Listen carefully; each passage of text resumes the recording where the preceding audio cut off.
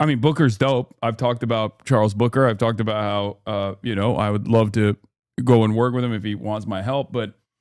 Um, Booker's in Kentucky. It's a far, far, far more difficult hill to climb than like what seemed to be an easy lock state in Maine, because Susan Collins is like finally going to get taken out. Not there. Booker's not just anti-sending weapons to Israel. He's Medicare for all. He's for universal basic income, stopping data centers, decriminalizing poverty, and reparations. Is everything you can want from a mainstream politician, but he's invisible compared to Platner.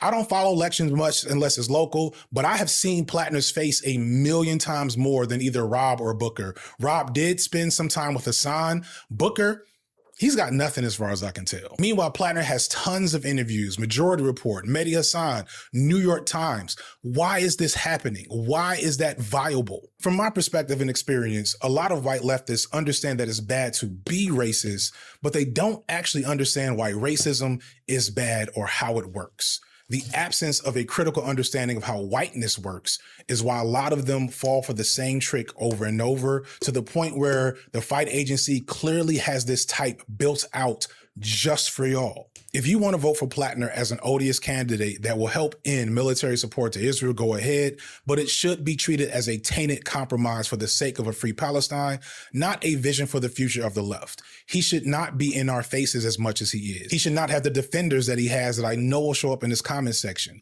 He should be the online left's sneaky link that you never see in the light of day and never talk about in public. And the fact that so many white leftists don't feel this is sadly par for the course. The red flags that he has don't bother some of y'all because those red flags have never been weaponized against you.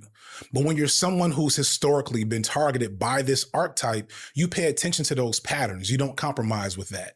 For reasons I won't get into, I've had to spend the last few weeks arguing that normalizing Nazi terminology, but wokely, is bad, and that no one on the left should be doing it. And I've had some, not many, I want to be clear, but plenty of white leftists try to argue that nobody cares about Nazis, as if a couple of Nazis didn't just shoot up a mosque in San Diego just a few weeks ago, or the fact that that exact type of Nazi. Why are we watching this victim mentality? Dog, come on. Come on. You are playing the fucking stereotype, man. This is not victim mentality, motherfucker. This is critical analysis. And also, it's correct. Like, this is the moment of vindication for FD Signifier. It's kind of ridiculous to still double down on your blind spot instead of just being like, you know what, maybe this is a good opportunity to reconsider some of the biases that I might have. It's not an accident that the people that were far more critical of Graham Platner were people like FD Signifier, Sean the Black, Chris Rabb. Okay?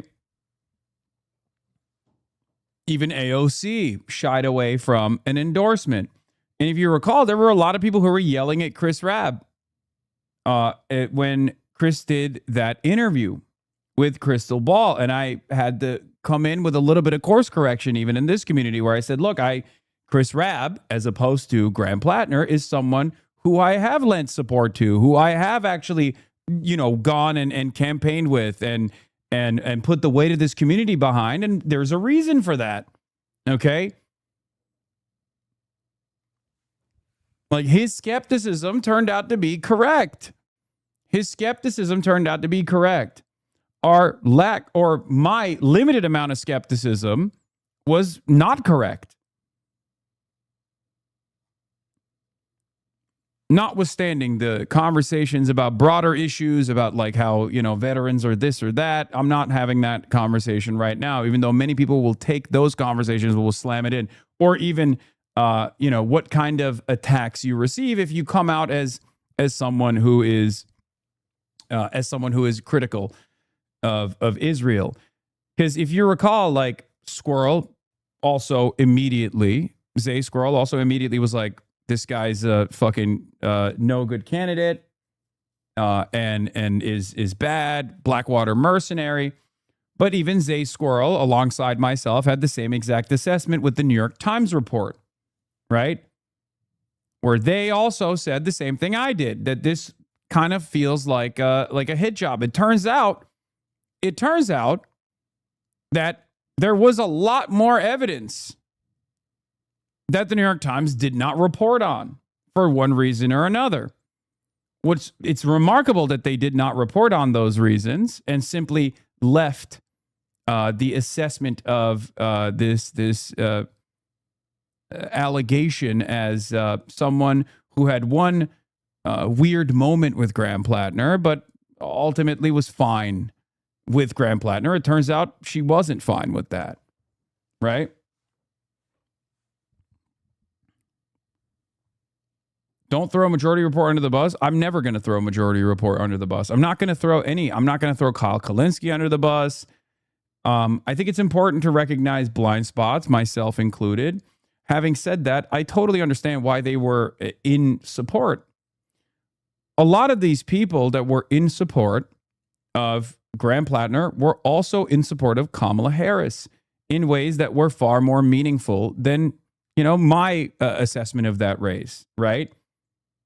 They were doing harm reduction and lesser evil voting arguments. This is consistent with their principle, right?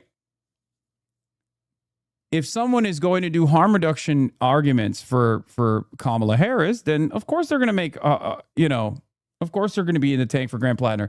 FD was in support of Kamala too. Yeah. Did you not hear him literally also do? Yes. FD Signifier is also a harm reductionist. Okay. He literally said, look, you're going to vote for Graham Platner. Just don't make him the face of the movement. That's all he's saying.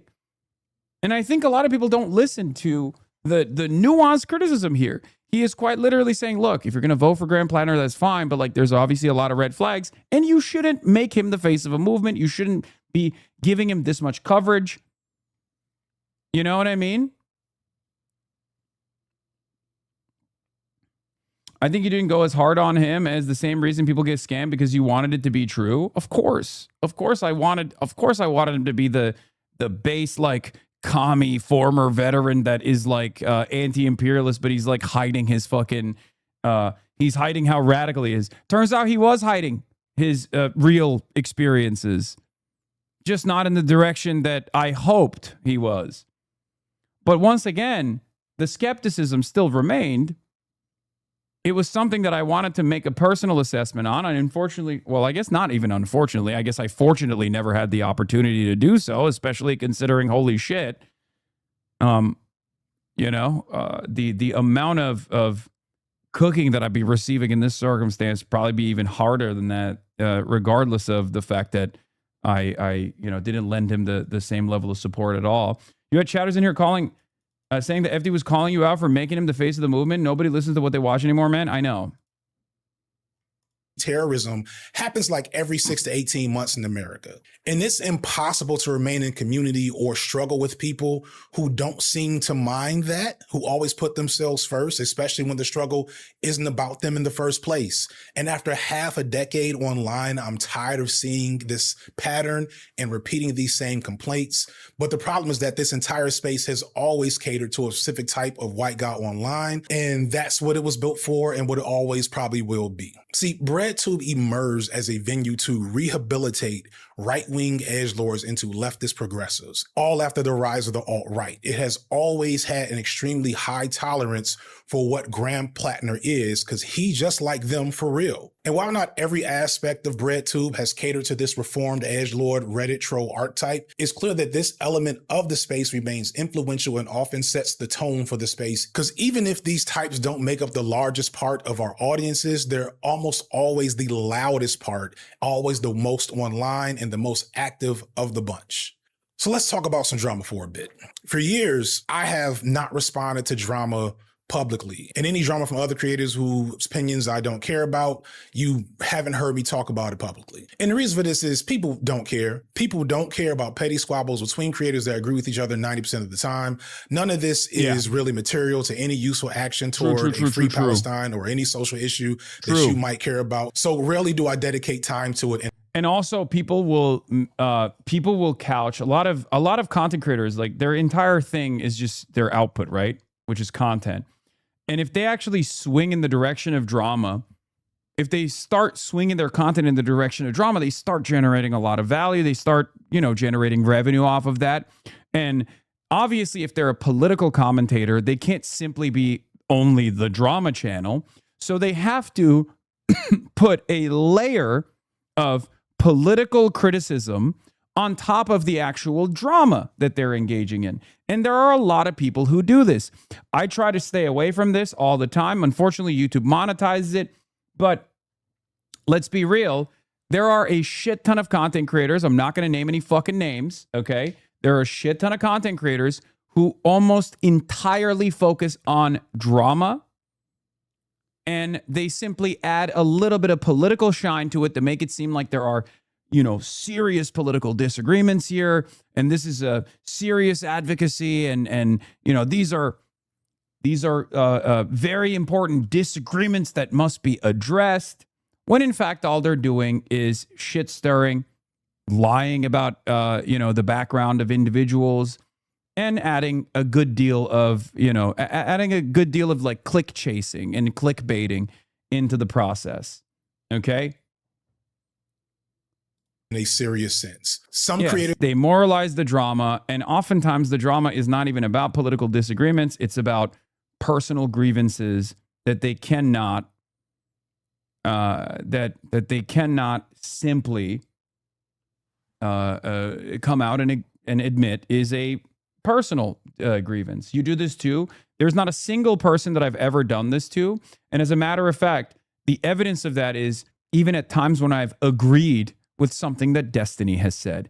And that motherfucker has spent the last 7 years of his entire life trying to focus every single bit of his political output on doing exactly what I just said. If someone, even if I despise them, if someone is on the right side of an issue, and they come out and it's a broken clock situation, I will say it. Okay?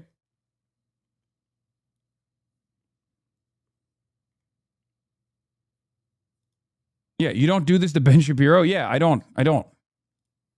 Just thrive off drama, and they can't attract an audience otherwise. I am not one of those creators. So I want to apologize up front to the vast majority of people who will watch this and have no clue where this is coming from. But with that in mind, I won't be naming names. And to be clear, a lot of the things I'm going to say aren't going to be intended explicitly towards a few people. And it's more so me responding to a problem I've been seeing forever in the space as a whole. But before I even go there, let me clarify some things. I am unequivocally a supporter of a free Palestine. I see Palestine as a colonized nation, and no, I do not think Israel has a right to exist because it is an imperial project and cannot exist as anything but an imperial project. I do not even condemn Hamas. And I've had this stance on decolonization for years. If you pay attention, I don't know if this is a shocking thing to hear me say. It's only that probably if you haven't been paying attention, but a lot of y'all only, we'll get there. You cannot put limitations on how colonized people fight their oppressors. So no, I won't condemn Hamas the same way I wouldn't condemn the Mau Mau's in Kenya or the Nat Turner slave rebellions or the Haitian Revolution or the IRA in Ireland. All of these entities were called terrorists at the time of their existence by their oppressors, and all are recognized as liberation movements today, despite the ugliness those movements may have existed in. And I believe Hamas will eventually be seen in the same light. I would love if violence didn't have to occur. And there are anti-colonial movements that do happen to occur with minimal violence, but it's not fair to call any anti-colonial violence senseless, because it is a direct response to the condition that the colonized are living under. And the thing to keep in mind is that Palestinians didn't just start getting genocided by Israel on October 7, 2023. Now, I've seen people say that I've said nothing about the genocide in 3 years, and those people do not watch me. I've expressed my support for Palestine in multiple videos across multiple channels. One thing I'm really interested in with Palestine right now is because there's very obviously bad faith actors trying to involve themselves on all sides of the issue. Oh shit, it's 4,000 people in here. What the fuck? Let's talk about Palestine, motherfuckers. There are students across the country at college campuses protesting and putting their personal lives and futures in jeopardy for free Palestine. There are professors getting arrested and detained right up the street from where I live at this point, at Emory University. Limbaugh's a racist, Glenbeck is a racist, Gaza Strip was getting bombed, Obama didn't say shit. Did Lupe Fiasco, one of the biggest rappers in the world, low-key say free Palestine way back in 2011? Yes. Yes, he did. But my content is made for black people, and the people I'm talking about usually are not black. And so some of these newfound critics will just lie and say I've been silent, and this is being used to paint me as a person who is both sizing a genocide or a liberal Zionist or a Philo-Semite. I have very purposely never presented myself as a key voice on Palestine, which I don't think anyone sincerely is asking me for, but that has allowed for, I'll say, unprincipled people to make up narratives about my position when I dare to say something as bold as, hey, maybe don't use Nazi dog whistles because you had a disagreement with someone on Twitter. And instead of acknowledging that reasonable and extremely low bar of decency in this space, folks would rather accuse me of being a liberal Zionist. And I think the only reason why this FD doesn't care about Palestine narrative has gotten legs, because I didn't make a definitive FD signifier Palestine video on my main channel. And some may see that as a lack of conviction, so let me clear that up as well. First, I want to engage with this idea that a video on Palestine would have been bad for my channel in some form or fashion. And this is just not based in reality. In fact, the opposite is true. Palestine videos, especially 2 years ago, were very popular. Sean's Palestine video 2 years ago is the second most watched video of the last 5 years. And even today, videos on the genocide can pull in good views. You never know how the How much longer does he talk about like his own personal background? Because I know FD's takes. I know his position on this. He's just like addressing the drama, and I don't know if it's like pertinent to the conversation that we're having about Graham Platner. And you guys should watch the video. I mean, it already got almost 500,000 views. Is the rest of it just drama, like related, where he's just like discussing his perspective in general? What are you looking for? I'll give you a timestamp. Oni, oh yeah, Oni edited this. Oni, is the rest of it not about Platner? Racism isn't drama. No, racism isn't drama, but he's talking about the racist attacks that he's receiving. And I'm watching this video specifically on his accurate assessment on Graham Platner, the red flags, and why a lot of people don't see it. A lot of people stream on here just watching you. I don't get why they even stream. What? I don't know.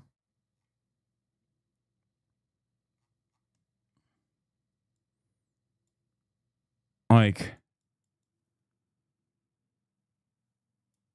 multinational data mining platform so they could advertise AI girlfriends and PragerU in between me talking about political prisoners and black revolutionaries. It's just felt gross. Further, in the aftermath, I was somehow branded as a prison reform expert. Like, I remember having people reach out to me to play themselves, but don't tell. Oni says, like, go back to 21. People to make up for his past sins. And my rehab is, trying to say distorted, and you literally cannot fix it. I know that a lot of these white leftists have zero shame, zero self-awareness, and zero interest in actual coalition building on this platform if it means they might have to decenter themselves.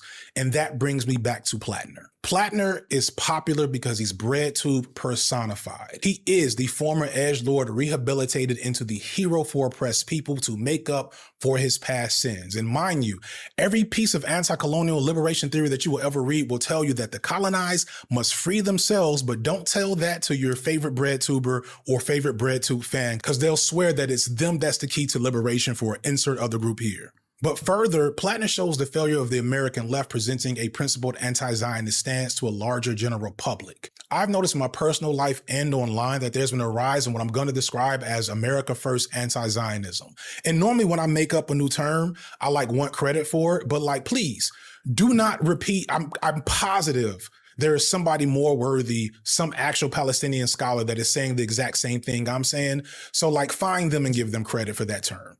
But Platner is a perfect example of what that is. Yeah, the one thing I will say is this: we are all victim to our environment.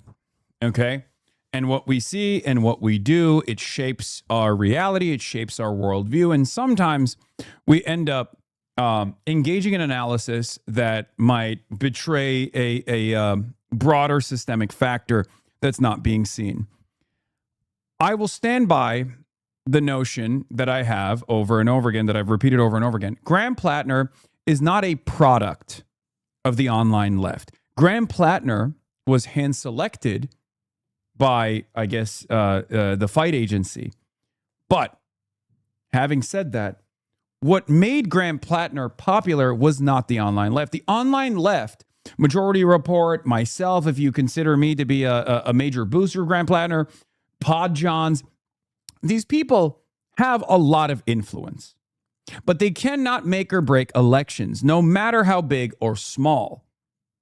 Graham Platner became a national figure because people in Maine voted for him. Liberals in Maine voted for him. And this is very important to identify and understand.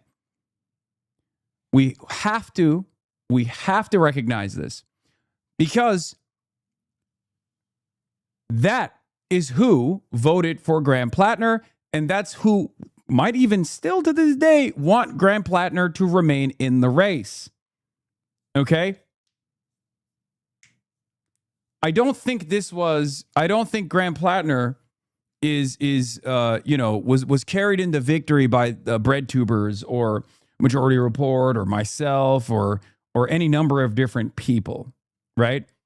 Unless you personally think, like, if your argument is, Hassan, you've done Graham Platner, you're the reason why Graham Platner ran, you're the reason why this issue is happening, you found him, you hand selected him, you work for the fight agency, whatever, right? If that's like your assessment, and there are some who are maybe leaning into that direction a little bit, okay?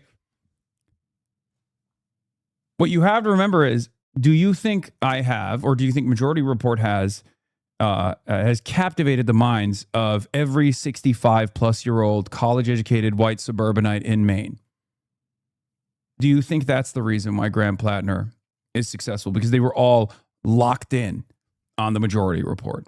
Or do you think that there was genuine momentum behind his candidacy at a time when people were looking for someone to express their left populist rage? Okay? The reason why this is very important, to identify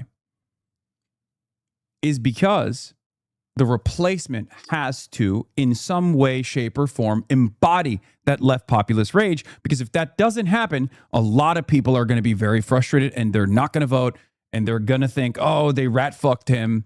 And I think that there are a lot of people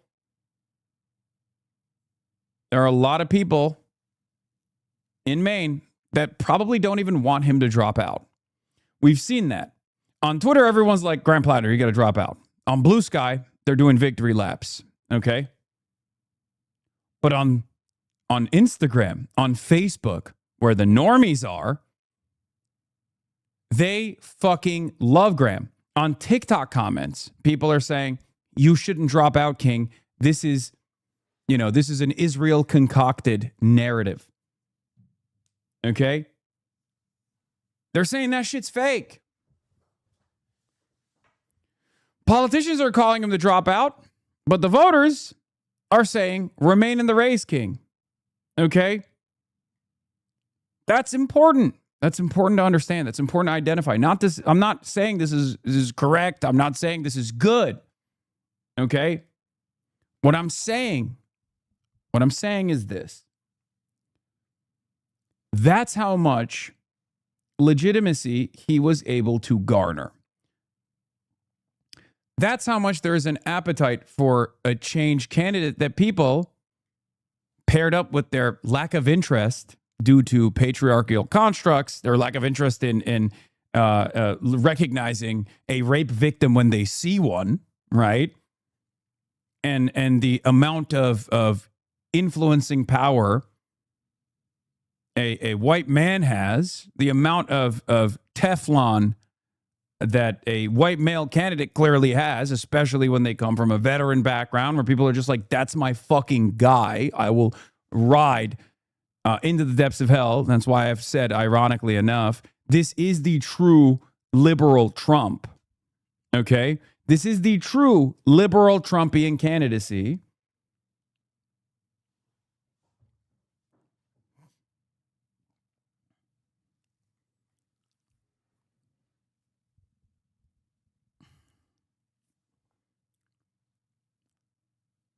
That we have to take note.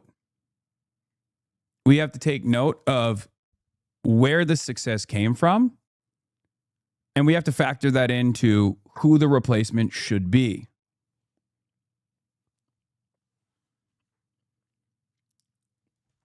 Because while he does claim to want to stop aid from Israel, he also wants to improve military recruitment. So he is not against American imperialism like you might think, which undermines any anti-Israeli stance he holds. And that's typical of pretty much all the Democrats right now. The sad reality is that the Democratic Party and the alleged progressive leaders in America have allowed themselves to be outmaneuvered on Zionism by the likes of Tucker Carlson and Marjorie Taylor Greene, who, unlike anti-Zionists on the left, are in fact obvious anti-Semites. Tucker Carlson is a crypto white supremacist who has spent years trying to normalize the Great Replacement theory, and Marjorie Taylor Greene is a former QAnon adherent who brought us Jewish space lasers and believes in blood libel. Yet both are being mainstreamed in a way that I wouldn't have thought possible just a few years ago. People like Carlson and Greene have infinitely more reach and influence than any of your favorite bread tubers, and thus they have been able to frontline this American first anti-Zionism, and it's become a popular position. It feels like for the first time ever, and this is a good thing, and I'll explain why in a second, anti-Zionism is a popular sentiment to hold, but anti-Zionism that is America first is letting America off the hook for its role in that genocide. I've had a lot of people, both online and in my encounters in real life, smart people, say something along the lines of Israel is controlling America, and no, the tail does not wag the dog. Israel is a settler colonial project built on genocide and mass murder. America is a settler colonial project built on genocide and mass murder, among other things. Game, recognized game. There are, of course, Zionists in American government and plenty of Zionists who are at the helm of powerful American institutions. And our current president does seem uniquely compromised in his ability to not be influenced, not just by Israel, but everyone. Like, everybody gets a piece of our president. But please believe that confluence of power between Israel and Zionists in America is not some secret, like, mystical thing. That's just how power and capitalists have always worked. One example of this America first anti-Zionism is, like, people often say America was forced or tricked into a war with Iran due to Israel, but this ignores the history of hostility America has had with Iran. Iran, as a sovereign, strong nation, has been able to withstand American influence and thus impedes on America's dominance of that region and the resources that Iran controls, even with Israel sitting at Iran's doorstep. And Israel, because of its Zionist nature, has always wanted to attack Iran, along with everyone else in that region for years.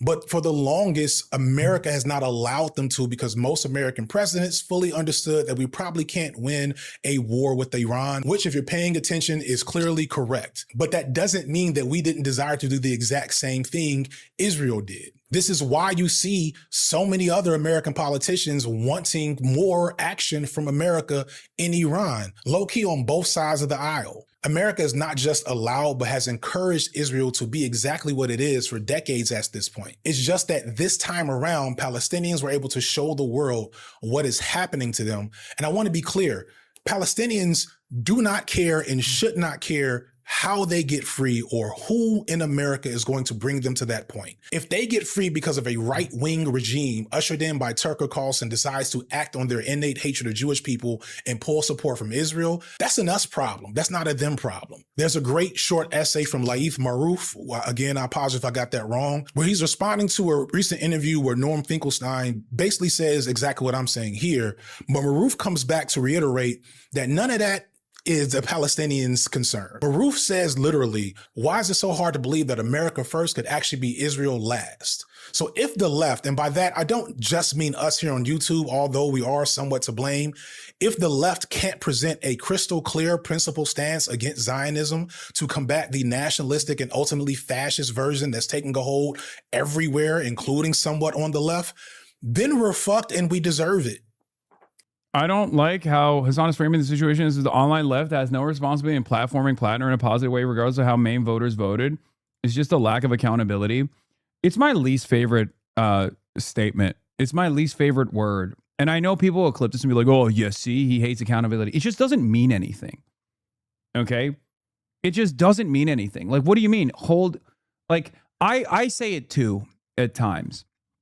But like, what does it mean? What would accountability look like? Like, what would you want me to do? What would you want, I don't know, like Majority Report to do? Because I saw pieces of Emma's takes earlier where she did hold herself accountable. Like she said, look, I apologize. I was duped by this person to a certain degree. I really pushed for this person. But like in my situation, it's like, what do you want me to not cover the fucking Maine Senate race at all? Calling out the Nazi tattoo? Why did so many people minimize that? Wait, but I did do that. So what? I did numerous tweets, numerous extensive hours of coverage. So what do you want me to do about that? Like, answer clearly. Use your words. Like, what would you like me to do about that? That was actually a big part of my criticism as well. So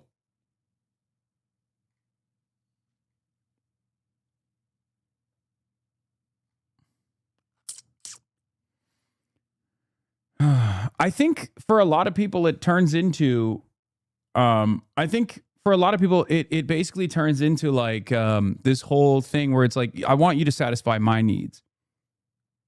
Like, I'm watching this video because there were red flags that I myself also overlooked in terms of in an effort to maintain some kind of like stable left populist momentum, right?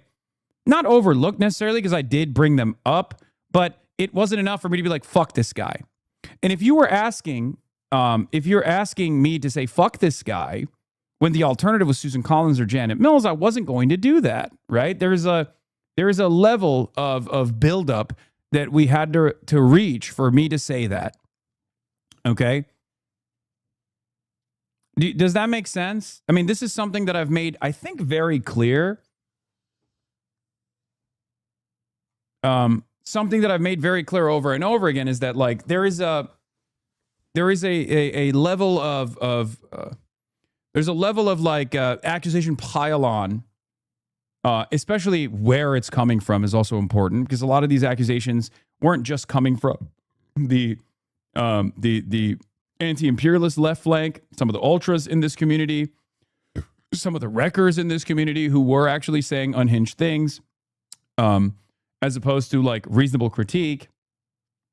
But yeah, I mean, this is me talking about his tattoo. You know what, Platner being a Nazi? Yes, of course I'll be speaking about that as well. Dude, you think this community is going to let me live that down? Are you kidding me? My most ethical voting decision in Maine. It is to me, okay? I've already made my most... So, I think people are rightfully mad that you dismissed the New York Times allegations, especially considering Rascott is mentioned in the name in the article. No, I stand by that.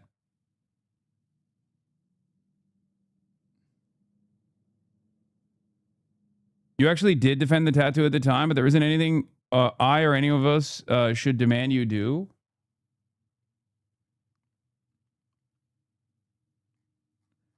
I stand by that. The New York Times report. Should we go back to the New York Times reporting on Rasico? And no, I did not defend the Nazi tattoo. Should we go back and read the New York Times report on Rasico? Do you guys want to go through that again? Because the New York Times literally said it was worrying. That's it. That Rasico had a troublesome. The New York Times report said Rasico had a troublesome experience. They did not put down the credible accusations of rape that Rasico made in the Politico report. If the New York Times, as a matter of fact, ironically enough, at the time I said, if the New York Times report had if the New York Times report had a credible accusation of rape, that would be an irredeemable red line.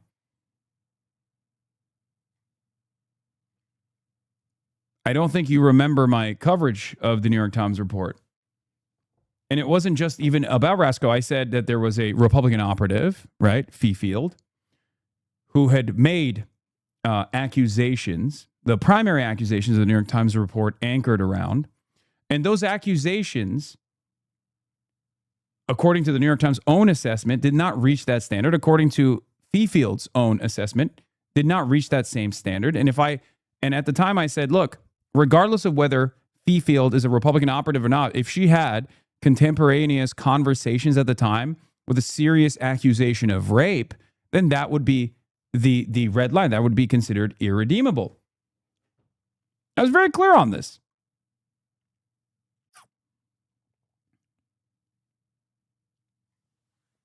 It wouldn't even matter that she is a Republican operative at that point, because that would be a red line.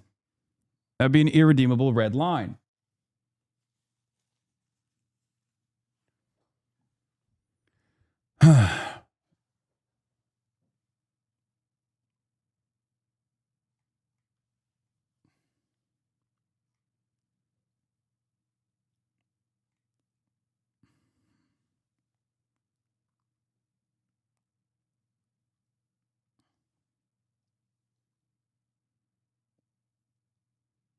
Hold on.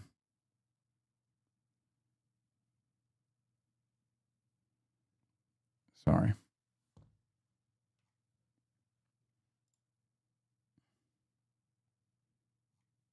In any case, this was the white fatigue. Clear here FD is that streams. Rob, myself, Sean DeBlack, a lot of other black folks, we have explained this to y'all before. That's the real black fatigue.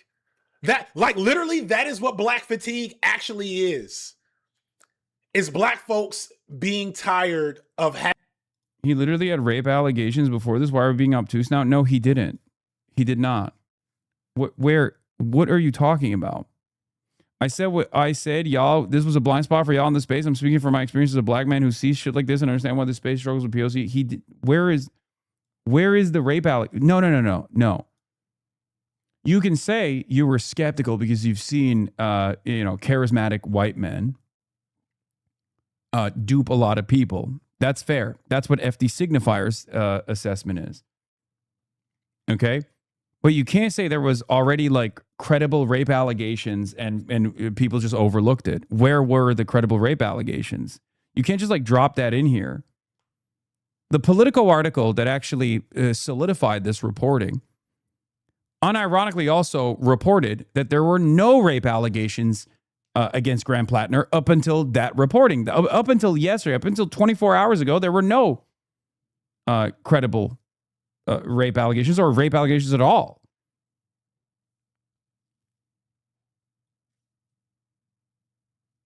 So where are you coming from with this?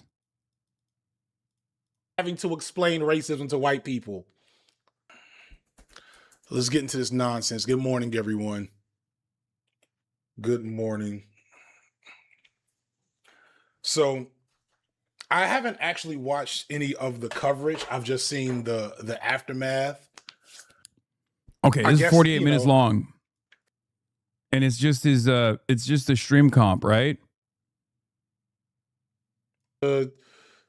I'll wait for a cleaned up version of this. But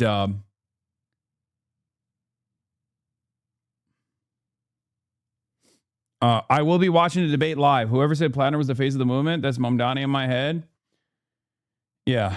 As a black woman who's skeptical of him the whole time, he did not have rape allegations. As soon as the New York Times article came out, I knew it was coming. I knew he likely did it during his time terrorizing people in the Middle East. It needs to be okay for people to say, I found out more information, I was wrong. I'll be more cautious in the future. Yeah.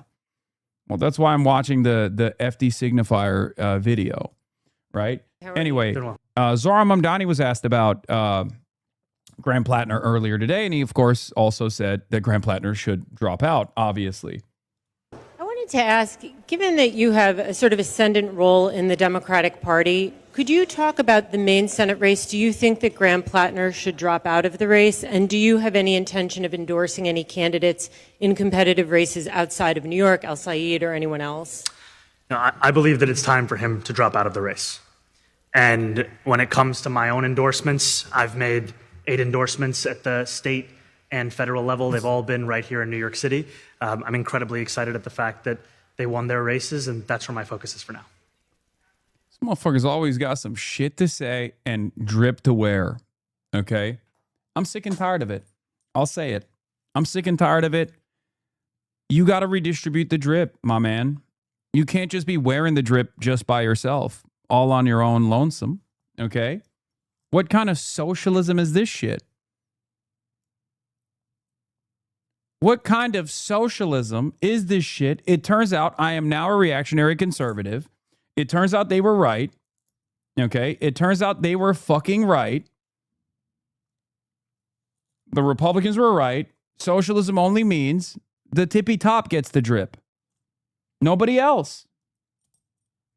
Yeah, drip for me, not for thee.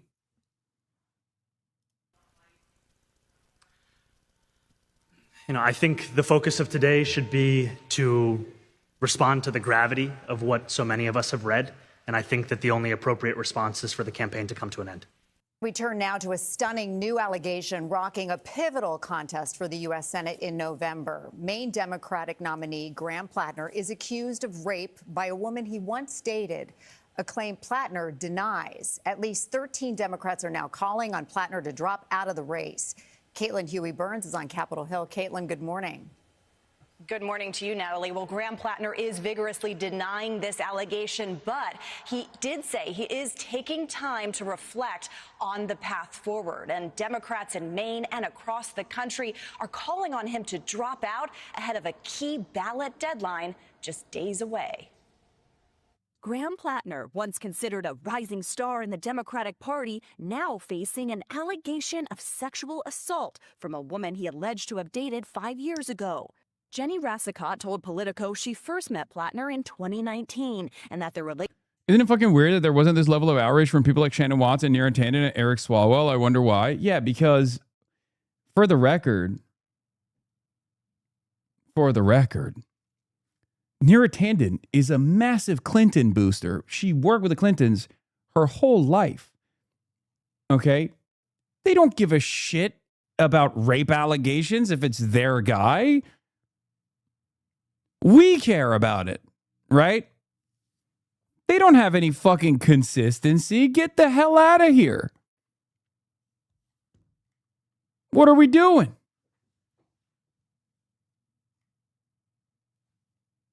They rode for Andrew Cuomo against Zohran Mamdani.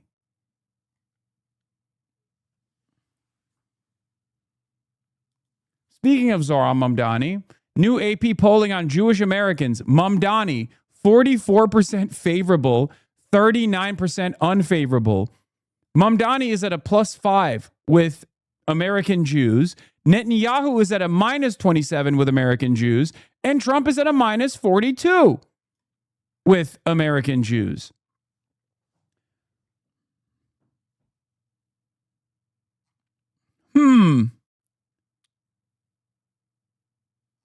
Interesting. Yeah.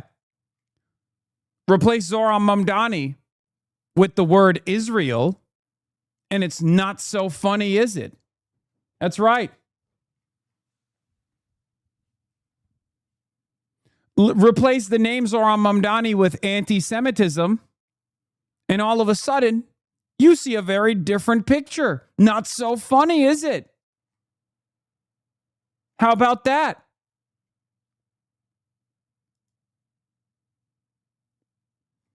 %30 of Jewish adults say Israel has committed genocide, although about half, 49%, say it has not. This is being base boosted generationally. Easy explanation. 30% of those surveyed are imbeciles. This guy says.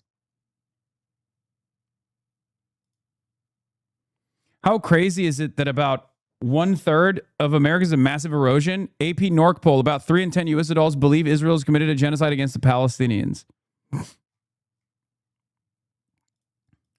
Devastating numbers, by the way, for the truth. Devastating numbers. Americans are still, by and large, the most propagandized population. Like North Korea levels, straight up. Like what we perceive as happening in North Korea is unironically happening in America.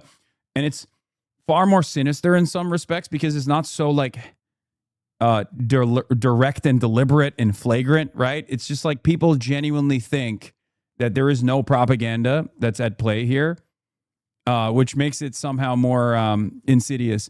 Also, speaking of propaganda, we haven't carried the flame in a couple days. We're at level 3 on the hype train right now. If you want to carry the flame, please subscribe, which you can do for $6 or for free. Okay, you can subscribe for $6 or for free, or by gifting a sub. Level 3 hype train at level 10 hype train. We carry the flame as always. Let's continue. Relationship was consensual until one night in 2021 when she alleges Platner came to her home uninvited, forced her to have sex after she repeatedly told him to stop. She told Politico Platner was, quote, almost blackout drunk and said, quote, I remember the specific moment where I thought to myself, like, this is no longer my choice.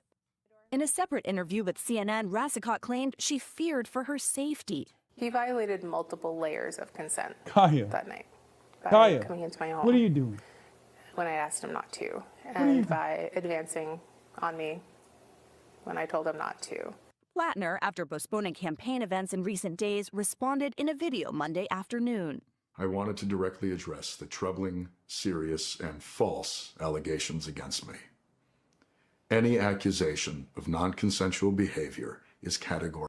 Here's another thing that we found out, okay? You know how we found out that, there is no, like, real viable constituency of anti-Israel, anti-war sentiment on the right? You know how, like, simply being anti-Israel is not going to carry to a victory if Donald Trump is against you, as we saw with the Thomas Massey equation? There is no liberal Trump, at least for the time being, okay? Because this is the liberal Trump moment. And the liberal voters, in my opinion, will probably crater in their support for Graham Platner after this accusation. And therefore, turns out, you can't have a serious rape accusation as a liberal that is also an outsider too. When the institutions are not defending you, when the institutions have their knives out for you anyway, you're not going to be able to pull a Trump. Okay, you're not going to be able to pull a Trump, which I don't think is a bad thing. For the record, I just want to state my position on this.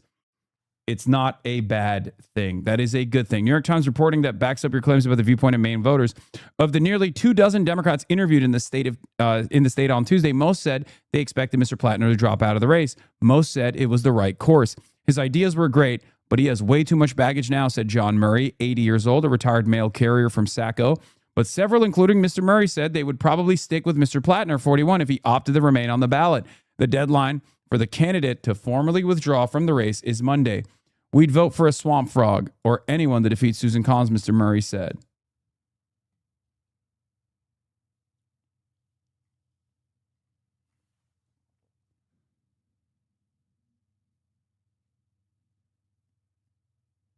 Is it even fair to say that someone should have known this would happen? I mean, the only people I think that should have known this would happen were the people who did not sufficiently and thoroughly investigate Graham Platner's background. Let's be real.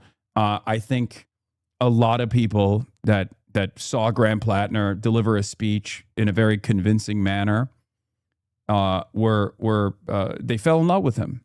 They were like, this guy has unbelievable talent in comparison to what Maine normally has. He has the look, the build, the CV that is, obviously not great for our perspective, but certainly something that Mainers responded positively to. And that was it. Because I don't see any reason why people try to make it seem as though, like, Graham Platner was not an effective communicator. I don't know why people I don't know why people make this argument for some reason. Like he, as I've said time and time again, regardless of skepticism or scrutiny, very clearly was connecting with Maine voters. And the reason why he was able to do that is because he was a very effective communicator. That's it. Yeah, coming out of the gate swinging with a Bernie endorsement day one, obviously frame one also helped him. But guess what, guys? It didn't help him as much as it helped, or it didn't help Abdul El-Sayed in the same way. This was always a tale of two races from my perspective. And I always made that comparison. Abdul El-Sayed also started early. Abdul El-Sayed also started frame one with a Bernie endorsement. And yet Abdul El-Sayed did not get the national attention until Haley Stevens and Mallory McMorrow, more importantly than Haley Stevens, came out and started yelling at Abdul El-Sayed because he had made the, at the time they thought it was an unwise decision. Turns out it was a very wise decision. Made the decision to campaign alongside a dangerous radical like myself. That's when that campaign became a national campaign. That's when people started paying close attention to Abdul El-Sayed. So why is it that Abdul El-Sayed did not get that national recognition? That is ironically what FD Signifier was pointing to. Is Abdul not charismatic? Of course he is. And on top of that, he had the background. He had the experience. So why did he not get the same recognition? Two candidates, two Senate races, two candidates, two Senate races. What gives? He is no Platner in regards to charisma. I think you're wrong. Are you kidding me? He's great. Have you listened to his stump speech? It's fantastic. It's just as exciting as Graham Platner's is.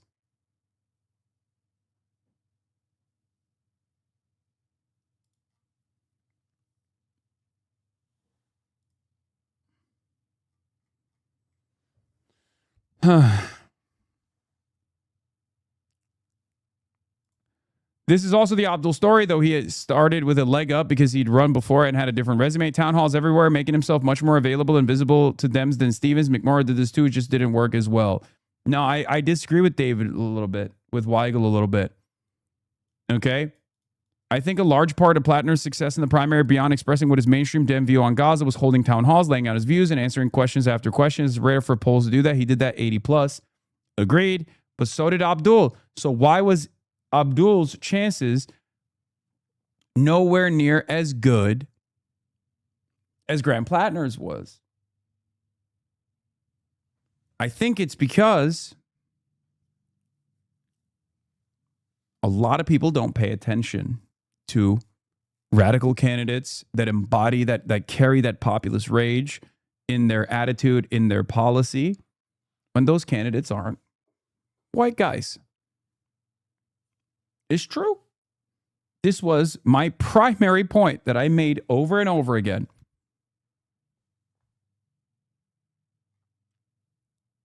And there are still racist motherfuckers in the centrist democratic forces, the pro-Israel forces, that are trying to say Abdul doesn't have the juice, saying that Abdul doesn't have the credentials, the background. He has too many red flags, they say. What are those red flags? We ask what those red flags are, and there's never a decent answer for it beyond taking the long road home to say he's Muslim and brown. Okay? That's it. That's it.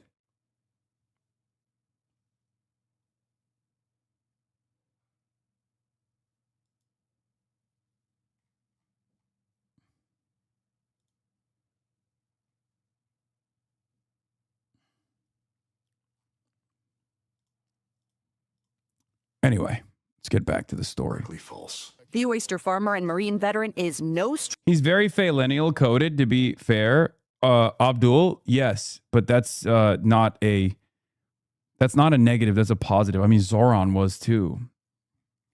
This is the age of the phillennial, folks. While I find some of those instincts to be cringy, I think wine moms have a very different attitude. Okay? Let's be real.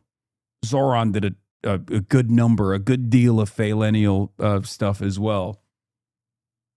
I think it is absolutely the age of the phillennial. Stranger to controversies. During his primary For good reason, we're skipping generation lead poisoning. campaign, he faced scrutiny over a tattoo he later covered up after critics said it resembled a Nazi symbol and claims of toxic behavior from alleged previous romantic partners.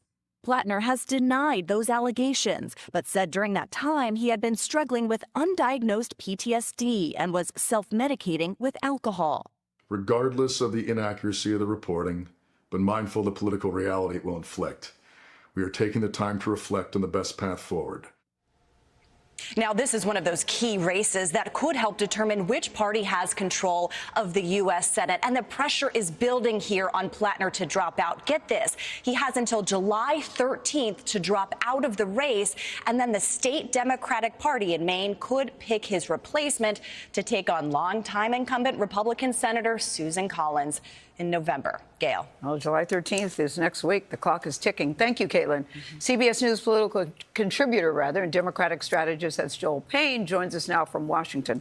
Joel, many Democrats who stood by him are now saying he's got to go. Elizabeth Warren, Ro Khanna. And then some are looking at the Democrats and saying, why did it take this for you all to finally say he's got to go? What do you think is going to happen now?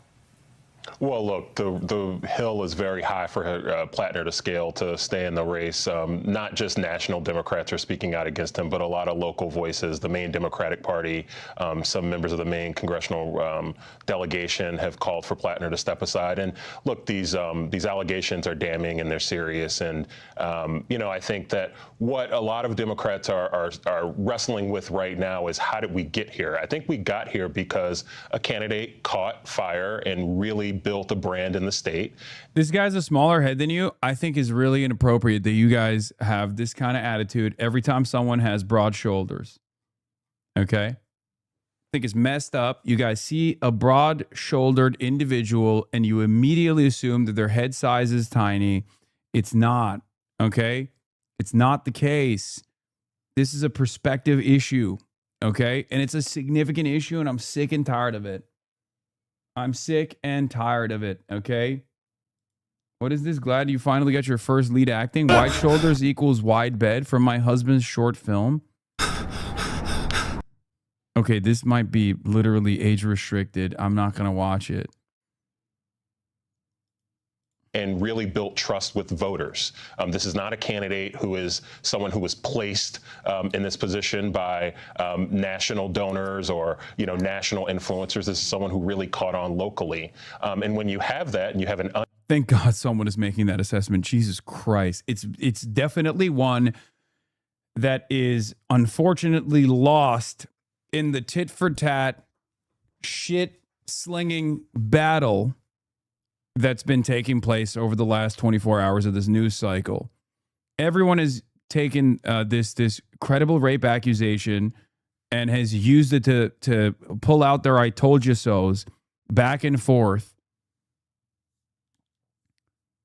when no one, for some fucking weird reason, one, understands the significance of this, the significance of this problem, right, for the Senate majority, because the Senate majority means investigations, accountability, hurdles in front of the Trump administration, right? Like that's an absolute necessity. I cannot stress this enough, okay?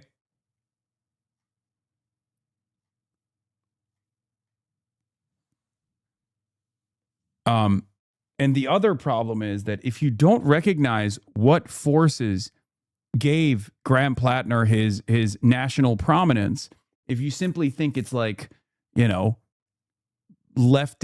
Carhartt wearing phonies who know what the working class truly is, if you think that that's the case, then you're failing to comprehend the hundreds of thousands of Mainers that voted for him from not that background, right? It's incredibly stupid.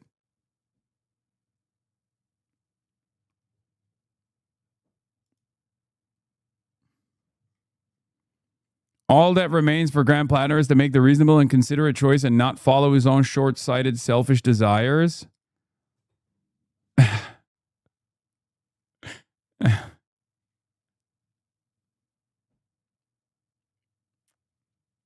Imagine getting rid of your Nazi tattoo for nothing. Bro's probably pissed. He's like, dude, that's my emotional support Nazi tattoo, you fucking asshole.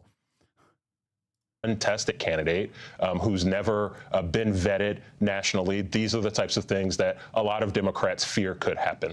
Well, and he has been leading in the polls against Republican Susan Collins, Joel. So, and he's already won the primary. But what would the process look like then if the Democrats would choose to go with another candidate? As we said, the clock is ticking. They have until early next week. Yeah, well, as Caitlin alluded to, he's got until July 13th to decide whether or not to drop out of the race. And then there's a 2-week period until July 27th where local Democrats could choose somebody to replace Platner on the ticket. Now, there are already rumblings of the types of folks who could potentially replace him. Someone like Troy Jackson, who was a Democratic candidate for governor recently, Narav Shah, who's also a candidate for local office, are some of the names. And of course, there's Janet Mills, who Platner defeated in the Democratic primary, who's the sitting governor of the state right now as well. Those are some of the folks who people are discussing. I think what's challenging here for Democrats is making sure that if there is a change in candidate on the ballot, that Maine voters are people who have actually the say. This is not a decision that's put upon Maine voters, but this is a decision that comes from Maine voters. And I think that's a priority for a lot of folks who are thinking about what happens next. All right, Joel Payne, thank you.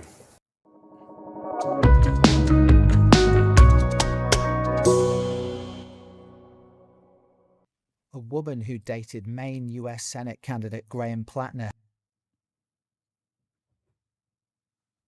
What happens if, one, he doesn't drop out? Does he still win or lose by a landslide? Two, what happens if they put a centrist Democrat back in the race?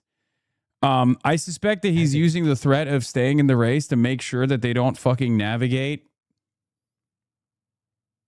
The centrist Democrats don't put like a fucking dog shit candidate who will literally lose the support of the ground. Like, I cannot stress this enough. Look, it doesn't matter. This is not about Graham Platner, right? He's out. That's clear. But if the Democrats come in and they're like, well, it's Janet Mills time, I cannot begin to explain to you how bad that will be, because it'll be a twofer. One, a lot of people that voted for Graham Platner will not vote for Janet Mills because they voted against Janet Mills. They voted for Graham Platner. Okay? Like, I cannot, dude, this is unique. My unique fresh hell, okay?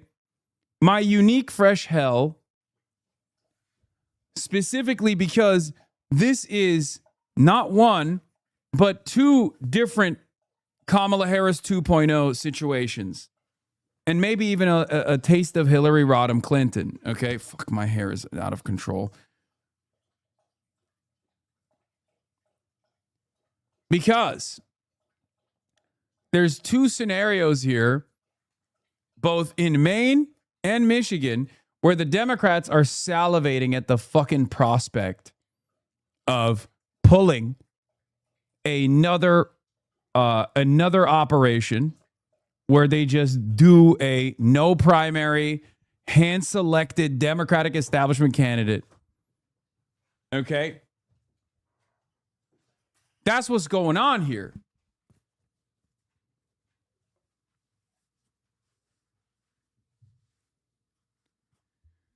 Terrifying prospect. Terrifying prospect.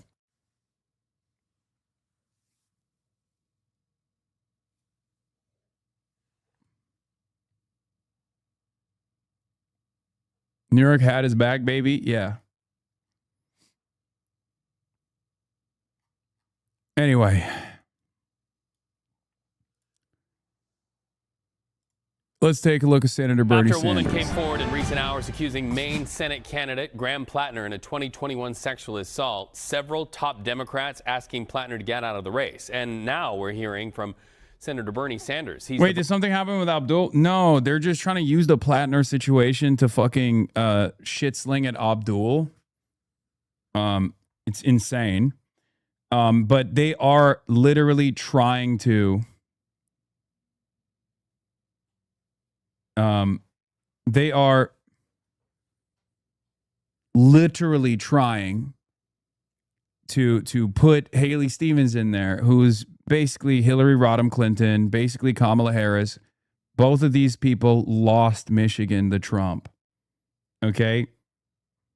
Vermont independent senator who confirms he got on the phone to talk to Platner today and asked Platner to step aside. The new allegations reported by Politico and CNN made by Jenny Rassicoat. She's a 41-year-old woman who dated Platner 5 years ago, claims he forced her to have sex despite objecting. He violated multiple layers of consent that night by coming into my home when I asked him not to, and by advancing on me when I told him not to. So let's talk about it live to CBS News political director Finn Gomez in Washington. Any response from Team Platner yet? No, not yet. As of we do know that, after the story first broke, Platner issued a statement Monday denying the new allegations from his former romantic partner, Jenny Rassicoat, calling them, quote, categorically false, and issued a campaign video soon after the story first broke. Platner called the allegations, quote, troubling, serious, and false in a statement, and said accusations of non-consensual behavior as categorically untrue. The candidate went on to post a video to social media after the story broke. Take a listen. Any accusation of non-consensual behavior is categorically false. Regardless of the inaccuracy of the reporting, but mindful of the political reality it will inflict, we are taking the time to reflect on the best path forward for the state that I love, the people that I love, the movement I belong to, and the goal of defeating Susan Collins. He also acknowledged what he called the political reality surrounding the accusation, Reed, which I find notable. He's saying it's time to reflect on the best path forward. He didn't say he's dropping out there, but he also stopped short of saying he's going to stay in the race, which in turn fueled speculation because Maine law gives Democrats only until next Monday, July 13th, for Platner to withdraw if they want to replace him on the general election ballot to face incumbent Republican Senator Susan Collins, who's running for a sixth term. And the hope, of course, by Democrats is to regain Congress and flip the balance of power in Congress. And this is a really crucial race. So what's the status of the race now? Let's play this out. Say Platner pulls out of the race. What happens next? Well, look, right after the news first broke, top Democrats, including Chuck Schumer and Kirsten Gillibrand, concluded the situation in Maine had fundamentally changed, that the situation had changed there. Even early backers like progressive Congressman Ro Khanna, who campaigned with them last month, and Senators Martin Heinrich and Elizabeth Warren, who were close to Platner, had dropped their support. And now, as you mentioned, Senator Bernie Sanders, a top backer, weighed in and said that he has spoken with Platner about the best path forward for Maine in light of these very serious allegations, and he has recommended that he step aside. Also notable, Reed, that New York City Mayor Mamdani also said today that Platner should lead the race. Many Democrats I spoke to believe that the writing's on the wall here, and it's a long list of Democrats from establishment to the progressive wing who essentially no longer believe the progressive populist candidate can beat Susan Collins, who is running, who was once considered one of the most vulnerable Republicans this cycle. And again, if Platner withdraws by the state's July 13th deadline, Maine Democrats can choose a replacement nominee through the party process rather than holding another vote. Voters would not be involved. They have up until July 27th to make that replacement. Then that replacement, of course, would then face Collins in November.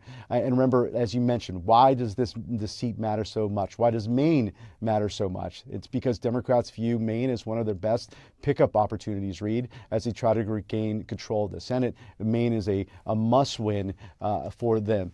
And there's some new developing news. According to the Bangor Daily News, former Maine Senate President Troy Jackson, a progressive, has filed with the FEC on today to form a Senate Exploratory Committee, becoming the first Democrat to formally campaign for that spot, according to the paper, if Platner appears to, if he vacates his nomination. And has a clock to beat to do that. CBS News political director Finn Gomez. This is yet another one to watch. Glad you've got your glasses on, Finn. Thank you so much. President Trump is in Turkey right now. He said this morning he will Oh, yeah. All right. Now let's get to Benjamin Netanyahu, the true president of the United States of America. Platner can now run and win the pedophilic elite with Trump's camp. Platner isn't Fetterman, but he's fucking the Democrats just the same. I know. Yeah, the Platner is John Fetterman conversation. I didn't really agree with, because John Fetterman is not John Fetterman pre-stroke. Okay. Like, I don't know why people always try to like tie this stuff together, and I think people will obviously continue doing that. Like, I've seen some people say, "Oh, you were wrong on Fetterman. You're wrong on Graham Platner." Like, I've acknowledged that the red flags with John Fetterman, I thought, were just him trying to avoid the money cannon from AIPAC. I have mentioned that because I knew that he was like shaky on Israel, but a lot of people, myself included, made the assessment that he's probably just trying to not get attacked nonstop. You know? But as far as John Fetterman goes, like, John Fetterman literally has gone back on fundamental planks of his policy platform that pertain to his personal existence. Undocumented migration, for example. His wife is an undocumented immigrant. His wife was an undocumented immigrant. He was very pro-immigrant. John Fetterman post-stroke is literally pro-ICE. The idea that, bro, he said he changed and opposes rape now, why don't we just forgive him? I like that. I know what you're trying to do here. I know what you're trying to say here, right? Like, I think redemption, even for someone like that, is possible. It's just that he has done nothing of the sort. Okay? He's done nothing of the sort. And I know you're going to turn around and say, well, what has he done for redemption in terms of American militarism or whatever? He's talked about his experience and how stupid all of it was, and how it was for nothing. He's denying it.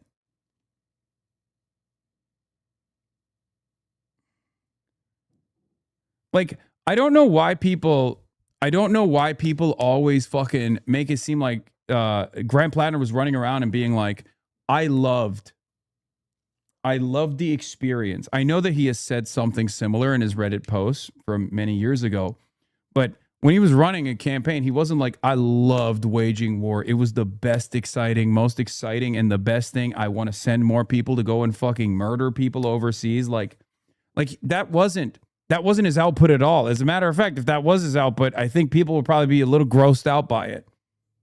You know? I mean, yes, he did low. No, he didn't. No, he did not. He did not.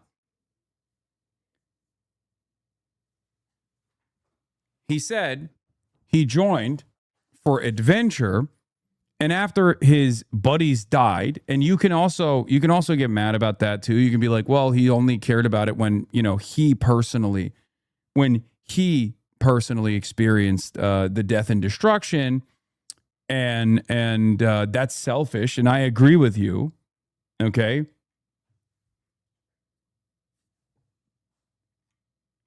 And you can talk about the inconsistency between saying like, oh, I really didn't like this experience, but then I fucking joined Blackwater in 2018, which is true, right? That's ridiculous. It's a ridiculous claim. It's an inconsistency that I wanted to personally address. His campaign did not want to do this interview.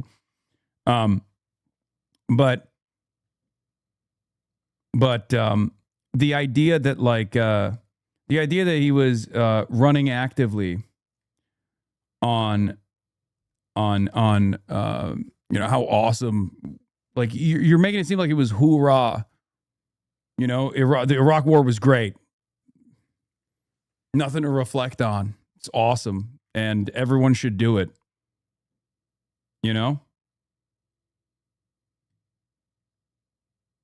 It's just like, yeah, he had a lot of red flags. Part of the reason why I, pointed out the red flags, but did not say that it was completely irredeemable up until now. I've made it very clear is because of the electability, the electioneering, the unfortunate chess piece that he was in the Senate majority, including the way he communicated on the issue of Israel, on Medicare for all, and numerous other very good policies, which, for the record, are unbelievably popular in Maine, as we found out.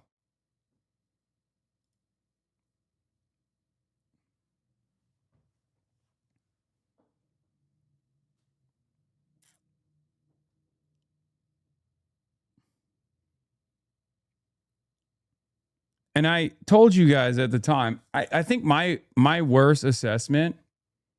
Wait, you're still defending him? Oh my god! Oh my god! Oh my god! Yo, Hassan, this done so fucked. This is just so fucked. What can you even say at this point? I don't know what I can say to you that will help you comprehend that I've literally out of the gates said that he needs to drop out. There is no defending. You fucking. What do you want? What do you want? There's no defending Graham Platner. I'm not defending Graham Platner. Okay? I don't know how else I can explain this like simple concepts to you guys about populist policies are what actually carried him to victory in the primary. He was a very good communicator from the perspective of Mainers, which is what led him to win the primary with a resounding level of success against the candidate that the establishment put together. Okay? A guy with a Nazi tattoo was capable of getting Mainers to vote for him. Against the establishment aggressively pursuing everything that he did, which turns out was filled to the brim with fucking landmines beyond the red flags.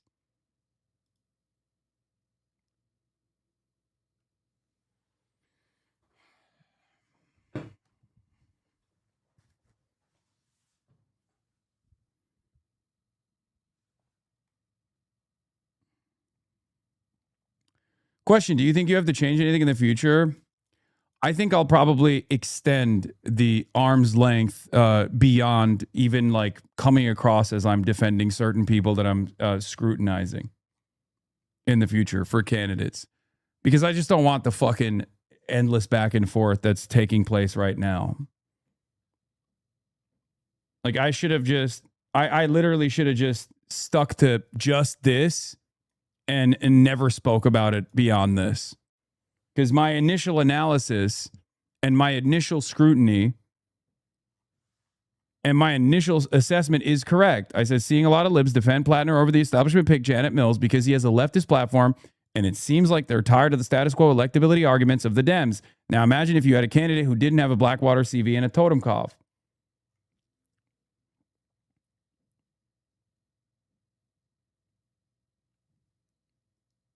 When I smell something wrong, I should just continuously keep that distance, because there are a lot of people who will come in here. There are a lot of people who will come in here in the process and make like ridiculous arguments, ridiculous comparisons, and I immediately eat the bait, and I immediately eat the bait and start fucking arguing against the bad argument that someone is presenting. And then that gets clipped as like, or that turns into, you have hours and hours of defending Graham Platner. That's it.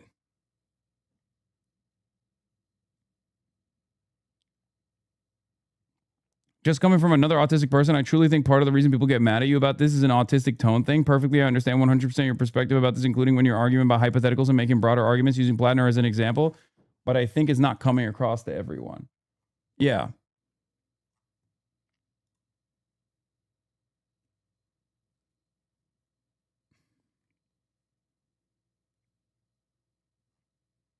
Do you see what I mean? People would have been bugging you literally every day to talk about Platner if you'd maintained distance. It doesn't matter. At the end of the day, I still obviously control what we talk about here, and I do fall for the, I do fall into getting into these arguments over and over again. consider selling F-35 fighter jets to Turkey, which is a reversal of a ban he put in place. You said yesterday that would, quote, upset the power balance in the Middle East. Have you made that clear to President Trump? Yes, I have. Actually, spoke to him several times about it. And I think that everybody understands that notwithstanding the personal friendship that President Trump has with Erdogan, it doesn't make Turkey a friendly or a friendly state to the United States. To the contrary. Like, Benjamin Netanyahu is not on Fox News.